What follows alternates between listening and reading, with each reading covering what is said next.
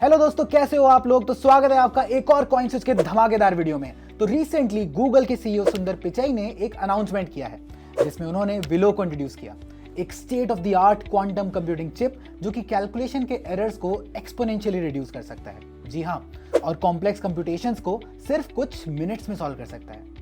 साथ ही उन्होंने विलो के एक बेंचमार्क टेस्ट के रिजल्ट्स भी शेयर किए हैं जिसके अकॉर्डिंग विलो ने एक स्टैंडर्ड कंप्यूटेशन को लेस देन 5 मिनट में सॉल्व कर दिया, जिसे सॉल्व करने के लिए सुपर कंप्यूटर को 10 टू द पावर 25 ईयर्स या फिर 100 सेप्टिलियन ईयर्स लग जाएंगे। भाई कितने जीरो हैं।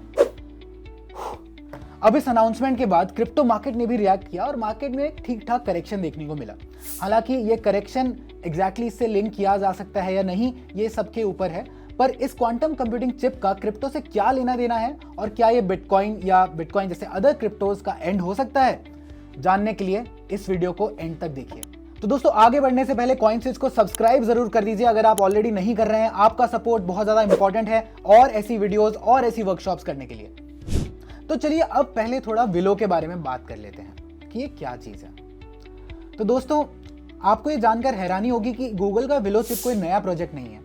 इनफैक्ट सन 2012 में ये शुरू हुआ था with the vision to build a large scale quantum computer जिसका यूज साइंटिफिक डिस्कवरीज करने के लिए, हेल्पफुल एप्लीकेशंस बिल्ड करने के लिए और सोसाइटी के ग्रेटेस्ट चैलेंजेस को टैकल करने के लिए किया जाएगा।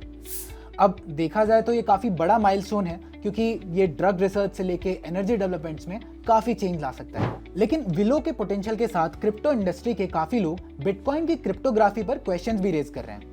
काफी लोगों का मानना है कि एक दिन क्वांटम कंप्यूटर्स बिटकॉइन के एन्क्रिप्शन को रिस्क में डाल सकते हैं। काफी एक्सपर्ट्स तो ऐसा भी बोल रहे हैं कि क्रिप्टो इंडस्ट्री के पास काफी शॉर्ट टाइमलाइन है क्वांटम कंप्यूटिंग रिस्क को एड्रेस करने के लिए before they become a pressing issue. तो अब वहीं कुछ लीडिंग एक्सपर्ट्स ऐसे भी हैं जो कि कहते हैं कि कम्युनिटी को कंसर्न बिल्कुल नहीं होना चाहिए, जैसे कि एवा लैब्स के फाउंडर एमिन गुन सेरे, जो कहते हैं कि while Willow is impressive, it's still far from being able to break Bitcoin's security.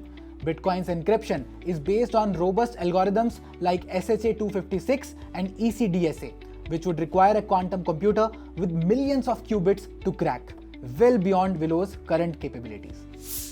हालांकि बिटकॉइन के फाउंडर सतोशी नाकामोटो ने भी क्वांटम थ्रेट को प्रेडिक्ट किया था और सतोशी का प्लान भी था कि बिटकॉइन की सिक्योरिटी को अपडेट किया जाए।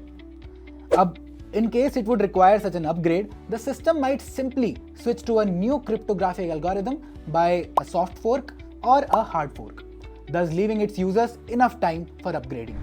In fact, forks की बात करें तो बिटकॉइन ने साल 2017 में भी एक हार्ड फोर्क किया था जिससे एक हायर ब्लॉक स्पेस वाले बिटकॉइन कैश यानी कि BCH का जन्म हुआ। अब बात की जाए कि बिटकॉइन को अभी कितना खतरा है, तो अभी के लिए तो बिटकॉइन सिक्योर है दोस्तों।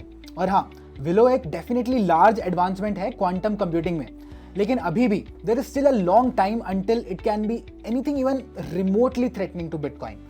तो इसीलिए पैनिक करने की कोई भी बात नहीं है।